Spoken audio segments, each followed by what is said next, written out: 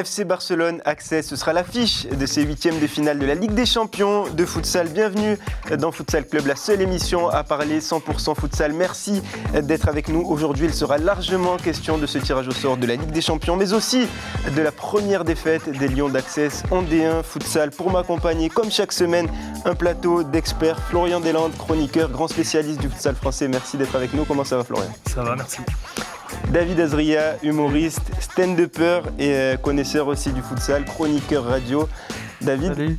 Comment ça va ? Merci de m'avoir invité, on va bien rigoler j'espère. Merci. Et mon fidèle compagnon, Samir Djabali, présent à mes côtés. Comme chaque semaine, Samir, on a un beau programme aujourd'hui ? Un très bon programme, salut à tous, salut aux invités, salut Yanis. Moi je suis impatient d'échanger sur ce match de Ligue des Champions.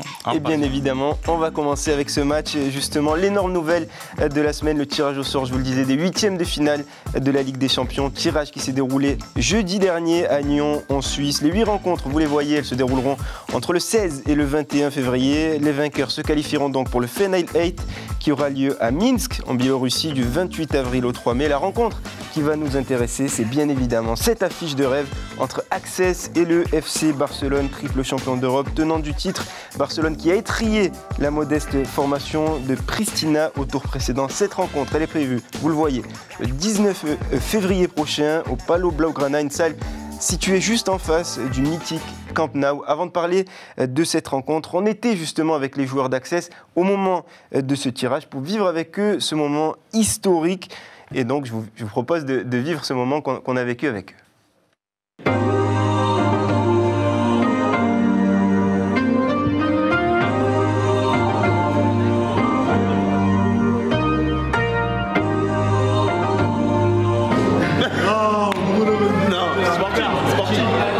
Tirage au sort de la Ligue des Champions.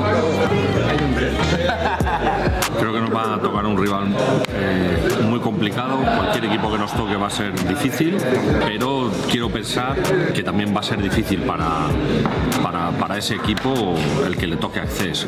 Quitte à avoir une grosse équipe, autant avoir la meilleure. Donc, moi, j'aimerais tirer le Barça. Chez nous, ça ferait une belle affiche. Pour moi, Real Madrid. Pour moi, Inter. I prefer Inter. But I don't care, but we play here in Paris. Whatever. Whatever. No, whatever. Barcelone. Inter. Allez. Barça. Yugra, les Russes. Quelle équipe le plus ? Je sais pas, Barça.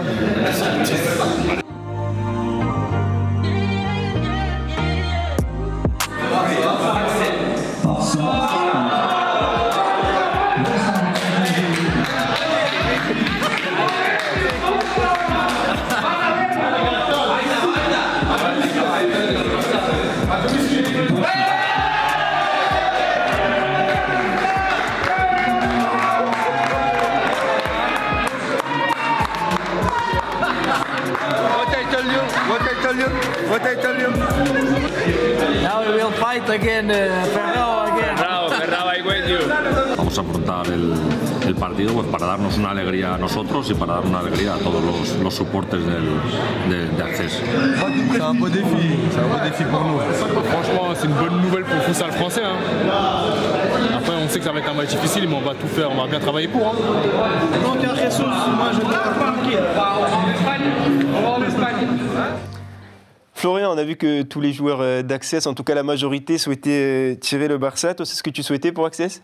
Bah ouais, je pense que c'est une bonne chose pour le futsal français. Déjà, ça va mettre en lumière tout le travail qui a été fait. Déjà de faire connaître le futsal français, Access. Et puis, bah, s'il y a une victoire au bout, ça sera que du bonus. Et moi, je pense que c'est peut-être pas du 50-50 comme au tour précédent, mais disons 60-40. Le Barça, ça fait peur. Est-ce que tu crois que le Barça a peur d'Access ? Je pense que oui, puisque sur leur Facebook, ils ont annoncé que c'était un gros tirage et qu'il fallait se méfier d'eux. Donc, ils connaissent bien aussi certains joueurs, vu que Ricardinho, Ortiz et le coach viennent de l'Inter. Donc, c'est des joueurs qu'ils connaissent très bien.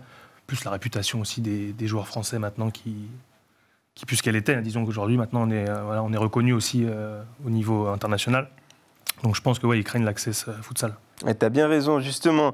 Miguel Andrés Moreno, le coach du Barça, s'est exprimé et il n'est pas rassuré à l'idée d'affronter Access. Bien. Casa, tío.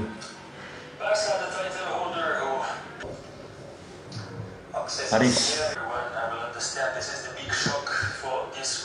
Bueno, es el partido que da acceso a una final de Copa de Europa, una Final 8, y hay que enfrentar lo que venga. Está claro que es de los 8 equipos probablemente el más fuerte cada día.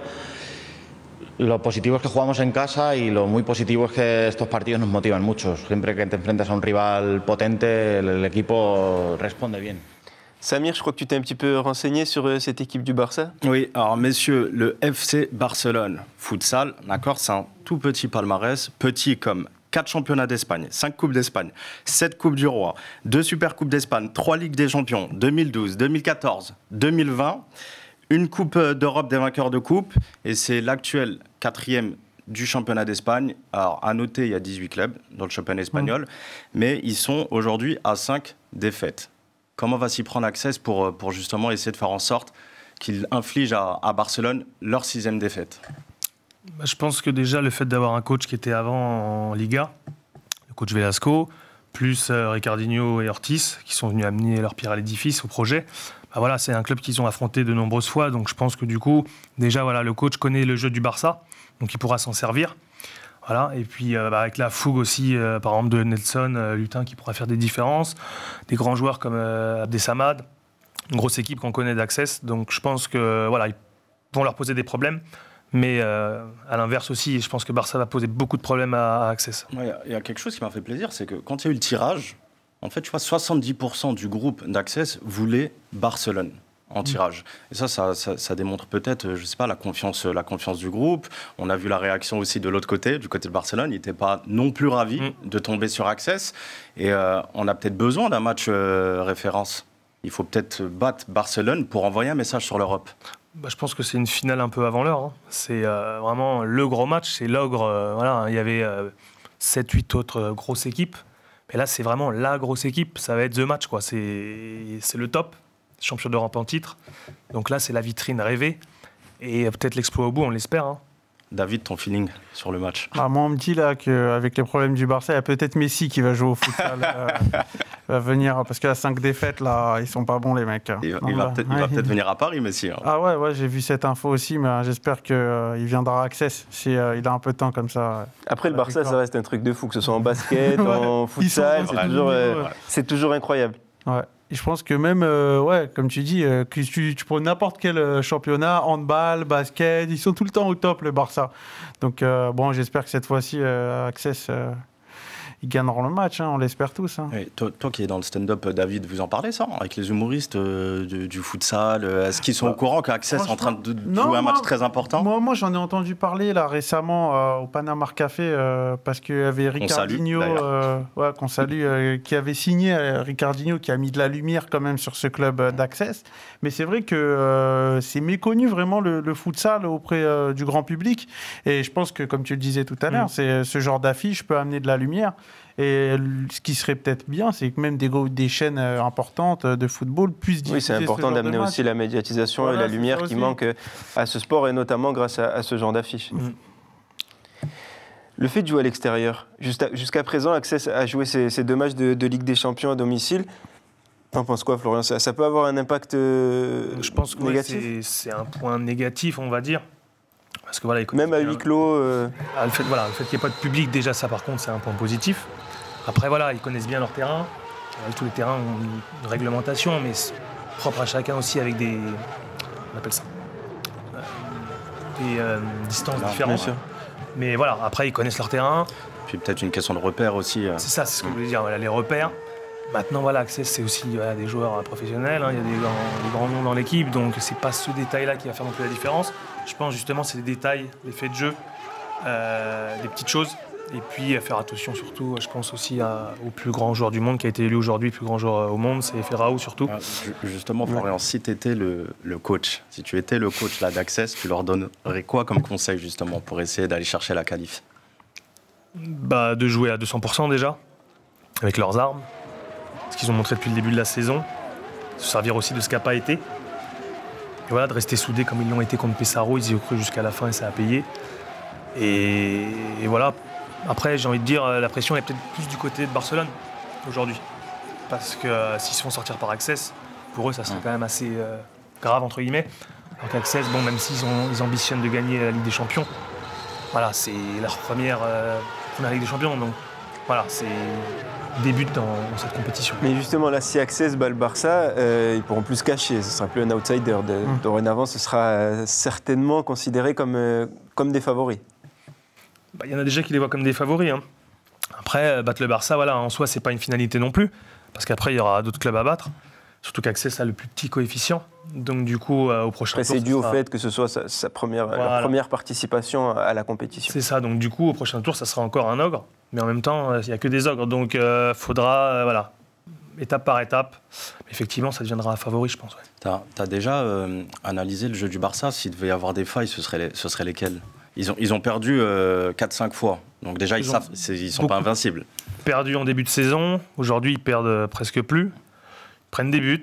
C'est une équipe qui joue. Et je pense qu'Access peut leur poser des problèmes dans les transitions, sur des contre-attaques. Ça sera après à Access de faire attention, parce qu'ils déploient un jeu qu'aucune équipe en France ne déploie, avec un gros jeu sur le pivot. Après, il y a aussi Lozano, qui sera un grand joueur de Barcelone, qui ne sera pas là. Point positif, mais il y en a d'autres qui seront là pour prendre sa place. Donc, encore une fois, d'y croire à fond. Et voilà, d'y croire à fond. Advienne que pourra. Ouais. David, toi, tu as été impressionné un peu par ces images qu'on a vu défiler tout à l'heure de Ligue des Champions, notamment après le match contre Pesaro, et puis ces images aussi du Barça qu'on voit à l'antenne. Ces images de joie, franchement, ça se voit que l'équipe, ils sont contents, en tout cas d'après ce que j'ai vu, ils sont contents de jouer ensemble. Il y a un bon vivre dans cette équipe, quoi. Après... comme tu nous le disais juste avant, quoi, le Barça c'est un ogre, après il faudra qu'il fasse l'affaire. Mais moi c'est mon rêve que Access y gagne, parce qu'une équipe qui joue avec Joma, qui gagne une équipe qui joue en Nike, c'est mon rêve ça. T'imagines? Oh là là, magnifique. Ouais, mais c'est dommage qu'il n'y ait pas de spectateurs aussi, tu sais, avec le Covid, tout ça, ça permet d'avoir un peu de monde et puis de vivre ce genre d'événement. Oui, ça enlève un petit peu de piment et de plaisir et de saveur à la compétition et à ce moment-là aussi. Florian, si je te dis 1 an et demi, est-ce que ça te parle? 1 an et demi. 1 an et demi qu'Access n'avait plus perdu. Ouais. Access n'est plus invincible. Les Lions ont perdu en D1, pas en Ligue des Champions, en D1 de futsal. 1 an et demi que ça n'était plus arrivé. Ils ont été battus par Mouveau Lille qui s'est imposé 4-2. Un classico qui s'est déroulé mercredi dernier. Un match en retard comptant pour la 7e journée de D1. Access qui venait tout juste de décrocher sa qualification en Ligue des Champions avait peut-être la tête ailleurs après une première mi-temps compliquée. Ils n'ont pas su se relever, les joueurs de Jesus Velasco. Avant de débriefer cette rencontre, je vous propose de revivre le film de ce match.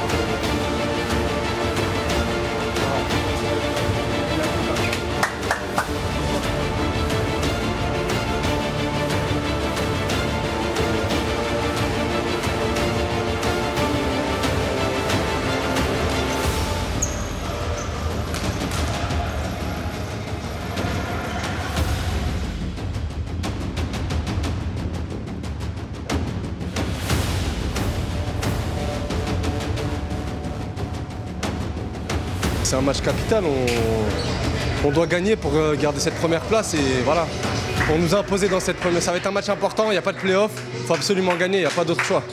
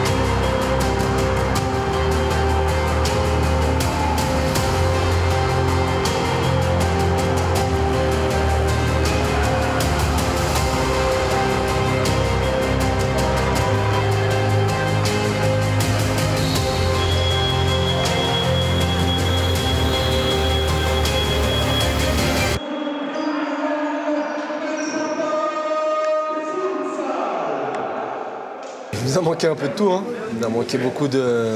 Il nous a manqué de l'envie, il nous a manqué de la fraîcheur mentale, de la fraîcheur physique. Voilà, on a manqué de tranchant, on n'est pas bien rentré dans le match. Après voilà, ils ont bien préparé leur match, ils ont quand même fait une grosse prestation.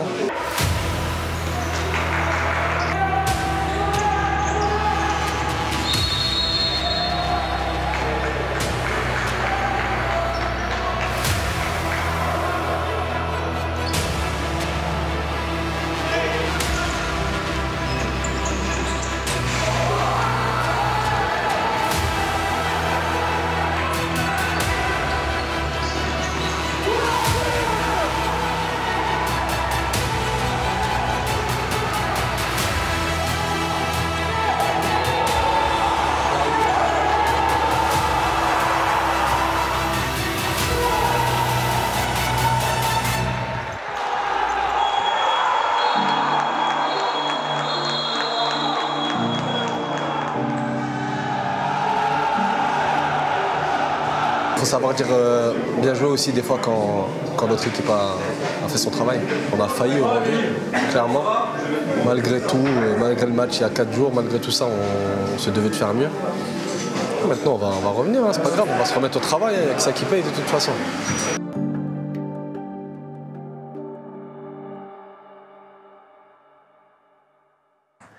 David, Access a perdu, certes, mais je t'ai vu impressionné par les dribbles de Nelson Lutin pendant le résumé. Ouais, franchement, il avait un peu de Mbappé, de Michel Bastos à l'époque, quand il jouait en Ligue 1 et tout. Mais franchement, c'est impressionnant, parce que je ne pensais pas qu'il y avait autant de qualité en D1 de futsal. C'est vrai que tout à l'heure, on parlait qu'ils avaient gagné pendant 1 an et demi. Il y a un écart dans cette ligue. Mais c'est vrai que c'est impressionnant quand tu vois jouer l'équipe et tout. Il y a certains qui ont même leur place, je pense, en Ligue 2, à 11 ou autre. Hein. Je pense qu'il y a du vrai niveau. Hein. Puis félicitations au club des Mouveaux, mais c'est vrai que bon, quand tu gagnes au bout d'1 an et demi, faut que ça s'arrête. C'est comme les Gunners d'Arsenal. À un moment, ils avaient trop gagné. Ça s'arrête à un moment donné. C'est pas grave. Mais David, en plus, toi, tu es d'une ville de football. Donc, tu es de Sarcelles. C'est ça, exactement. Tu es de Sarcelles, donc tu as quoi? Tu as Garges déjà? Garges, on va en parler justement de Garges après. Ouais, c'est ça, ouais. Et du coup, ton rapport justement avec le futsal, est-ce que tu as des amis qui jouent aujourd'hui Non, j'ai pas de gens qui jouent actuellement, mais moi j'avais été à l'époque, nous on était de la ville à côté, mais on allait voir souvent, il y avait Ben Yedder à l'époque qui jouait là-bas. C'était un peu l'attraction, parce que tout le monde disait que c'était le grand joueur et tout. On allait regarder, c'était gratuit, nous les jeunes on allait et tout. Et franchement, du coup, ils avaient raison. Et franchement, il a bien rebondi. Et il y a d'autres exemples comme ça dans le futsal de mecs qui ont rebondi dans des clubs de foot à 11 ou c'est un des seuls On en parlait en off, il y avait Cacré, du coup, de Lyon. Cacré qui a été formé au futsal. T'en as quelques-uns. Pour revenir à cette rencontre, tu y croyais, toi, Florian, à une victoire de Mauvo-Lille face à Access? Pour être honnête, non. Ils ont mérité leur victoire. Hein. C'est comme disait Abdessamad dans l'interview, ils ont bien préparé leur match. Voilà, ils ont fait avec leurs armes. Ils ont bien défendu. Access a été pas assez à droite devant le but. Trop de déchets. Puis voilà, la moindre erreur, Mouveau en a profité, donc bravo à eux. Mais c'est vrai que j'y croyais pas. Faut s'inquiéter pour Access après ce match? Non, je pense pas, non. Après voilà, la saison est encore longue. Et ça promet un beau duel. Un point d'avance maintenant pour Mouveau. Donc ils ont les cartes en main. Hein. S'ils gagnent tous leurs matchs, ils seront champions. Et voilà, on l'a vu aussi contre Garges samedi, ils ont perdu 2 points. Donc c'est au coude à coude. Et ça nous promet une bonne fin de saison. Quoi. Mais là, l'effectif, tu le gères comment? Est-ce que tu fais jouer les cadres, vraiment, tu jongles entre championnat et Ligue des Champions? Ou alors à l'inverse, est-ce que tu les reposes un petit peu plus pour justement qu'ils soient en forme pour la Ligue des Champions? Tu t'y prends comment? Moi, je suis pas coach.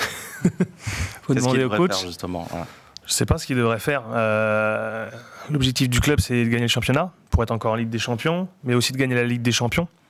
Je pense que ça dépendra aussi des aléas, des blessures. Là, par exemple, il y a Bruno Coelho qui est suspendu en Ligue des Champions, donc peut-être qu'il va privilégier de le faire jouer en championnat. Donc voilà, après c'est à lui. Hein, c'est un grand professionnel, hein, c'est un des meilleurs entraîneurs au monde. Donc, mais je pense qu'il y a quand même un effectif assez fourni. Et il jonglera du mieux qu'il peut avec son effectif et puis les petits bobos aussi du moment. Hein. On va parler de cette équipe de Mouveau puisqu'elle a battu Access certes, mais elle a perdu aussi des points quelques jours après, le week-end suivant. Mouveau qui affrontait Garges, un match nul, 2 buts partout. Ils ont même évité le pire, les joueurs de Mouveau, puisqu'ils étaient menés 2-0 à la pause. Début du meilleur buteur du championnat, Rony Zakei, et de Wassini Guirio. Les buts de Sena Moraïs et d'Edgar Ramos Mendes Varela ont permis à Mouveau d'éviter à son tour une première défaite de la saison. Les coéquipiers d'Alexandre Ramirez qui aura tout de même l'occasion de creuser l'écart avec Access qui ne jouait pas. Parce qu'on le rappelle, les deux équipes ont le même nombre de matchs.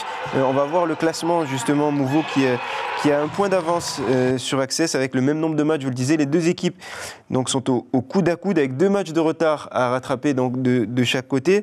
Cette équipe-là de Mouveau, elle a pris un avantage certes au point, mais est-ce que tu penses qu'elle a les armes pour être championne en cette saison? Sur le classement aujourd'hui, oui, parce qu'ils sont devant. Ils ont 11 matchs chacun, donc oui, c'est possible. Après, au niveau du jeu déployé, je pense que l'avantage est du côté Access. Donc voilà, le collectif est plus rodé. J'ai regardé le match contre Garges, c'est vrai que c'était un petit peu poussif, ils ont eu du mal. Il a fallu qu'ils jouent en power play pour marquer leurs 2 buts. Et en fin de match, ils ont eu chaud 3-4 fois aussi, ils ont failli perdre. Et comme Access d'ailleurs contre Toulon, on l'a vu il y a quelques semaines. Donc je pense que ça va quand même être serré, même si je pense que l'avantage au niveau du jeu en tout cas est côté Access. Mais après le jeu ça fait pas tout, il faut gagner les matchs. Le scénario il est pas meilleur comme ça? Moi, on a du suspense jusqu'au bout. Ah, mais c'est tant mieux pour le spectacle. Voilà, surtout qu'il n'y a plus les playoffs maintenant, donc c'est un peu le playoff, voilà, mais d'une autre façon. Quoi. Parce qu'on on en parlait encore un petit peu la semaine dernière, mais on se disait comment ça se fait que le futsal il n'est pas plus médiatisé. Justement, ça manquait un peu des matchs à haute intensité, qu'il y ait de l'enjeu, de la compétition. Et si on a, que ce soit Access ou Mouveau, peu importe, mais un club qui gagne tous les matchs et puis qu'il y a un wagon derrière qui est à la rue, ça intéresse moins. Ouais, ça intéresse beaucoup moins. Ouais. C'est ça, c'est si là, Mouveau, ils se mettent au niveau d'Access, ou même, vu qu'ils ne jouent pas la Ligue des Champions, ils auront l'opportunité d'être au top sur la D1, ça pourra intéresser du monde. Et c'est clair que, je ne sais pas sur les années précédentes ce que ça a donné, s'il y avait vraiment un fossé entre le premier et le second, tu pourras nous dire ça. L'an dernier, il y avait toujours Mouveau, mais qui s'appelait Orchi. Ouais. Puis les années d'avant, il y avait un autre format aussi avec les playoffs. Donc là, c'est tout nouveau aussi, cette nouvelle configuration. Ça change beaucoup de choses. Les équipes ne jouent pas pareil. Du coup, on joue soit le titre, soit le maintien. Puis finalement, il y a des clubs qui s'étaient plaints du changement de format. Mais dans cette configuration-là, où 2 équipes sont capables d'être au coude à coude jusqu'à la fin de la saison, on va dire que c'est peut-être aussi passionnant qu'un format playoff. On n'aurait pas dit ça s'il y avait Access devant. Forcément. Voilà. Mais du coup, vu qu'il y a Mouveau, voilà, on oublie un petit peu ce côté playoff. Mais ça enlève aussi un peu de compétitivité pour ceux qui sont derrière. Comme Hérouville, par exemple, qui fait une très bonne saison. Donc voilà, ce serait bien quand même un retour des playoffs, je pense. À choisir, vous prenez quoi, le championnat ou la Ligue des Champions? Si on peut pas prendre les deux, vous allez me dire les deux, je veux les deux, mais si tu peux pas. Ligue des Champions. Tu prends le championnat, toi? Ah, championne, avec la musique, avec tout ce qui va avec. Ah, c'est la même musique. Je croyais que c'était celle de AliExpress. Et puis finalement, c'est une équipe de chez toi qui a freiné Mouveau, c'est Garges. Ouais, Garges. Moi, je les avais laissés à l'époque. Je parle de ça dans les années 2010, 2009, mais ils sont toujours là, quoi. Après, je sais pas ce qu'ils donnent, s'ils ont gagné des titres. Si, ils ont gagné des titres, et tout. Ouais, pas mal de Garges, ça reste quand même une très belle équipe. Ils ont joué la Ligue des Champions, si je me trompe, il y a 2 ans. Il y a 2 ans, ils étaient en Ligue des Champions, donc ça reste 2 ou 3 ans. Ouais. Mais voilà, pas mal de joueurs qui sont partis d'ailleurs. Avec Landry N'Gala, justement, qui a disputé la Ligue des Champions avec Soel Mouedine, exactement. Et N'Gala, donc. Et les équipes françaises, ils ont bien figuré en Ligue des Champions les années précédentes, ou c'est quoi le maximum qu'une équipe a atteinte Je crois qu'il y a eu c'était une fois. Le KB peut-être. Ouais, le KB. Exactement. Mais sinon, de mémoire, ça a été un peu compliqué quand même. Okay. Donc là, Access, ils peuvent marquer l'histoire, quoi, s'ils gagnent contre. Ah là, mais là, clairement, c'est un résultat qui est déjà dans l'histoire, le fait d'arriver à ce 8e de finale et de jouer contre le FC Barcelone avec la possibilité d'accéder au Final 8. C'est déjà un nouveau format, Final 8, en raison de la pandémie de Covid, mais c'est déjà extraordinaire de se retrouver dans ce schéma-là. Clairement, ouais. C'est pour le futsal français, je le répète, c'est la vitrine, quoi. Tirer le Barça, je pense que c'est pour ça, pour en revenir tout à l'heure à ce que tu disais. Ils voulaient tous le Barça parce qu'ils savent ce qu'il y a derrière, cette médiatisation, mais aussi jouer les meilleurs. Et on devient meilleur en jouant les meilleurs. Donc un rendez-vous en février, en espérant que... En tout cas, on souhaite à Access d'aller le plus loin possible dans cette Ligue des Champions. Et pour le championnat, sera soit Access, soit Mouveau, et l'une des deux équipes disputera la Ligue des Champions l'année prochaine. On va ouvrir à présent une page équipe de France, une page sélection nationale. Les Bleus qui affrontent l'Arménie dans le cadre des qualifications pour l'Euro 2022. Les Français qui ont affronté la Géorgie le 8 décembre dernier, un score de 4 buts partout. L'équipe de France est donc de retour cette semaine. Le sélectionneur Pierre Jacqui a fait appel à 15 joueurs pour affronter l'Arménie. Match prévu le 3 février prochain. Le rassemblement a commencé aujourd'hui. Les joueurs ont rejoint Clairefontaine et ça va le rendre dimanche vers Erevan. On va voir le calendrier des Bleus dans ces qualifications. Ce sera donc le deuxième match après celui de la Géorgie. Ils affronteront également la Russie. Le règlement, le vainqueur du groupe se qualifie pour la phase finale, ainsi que le deuxième, s'il fait partie des 6 meilleurs deuxièmes des 8 groupes de qualification. Et les 2 derniers deuxièmes s'affrontent entre eux pour la qualification. Donc les 7 meilleurs deuxièmes passeront. Faut le faire pour ne pas passer.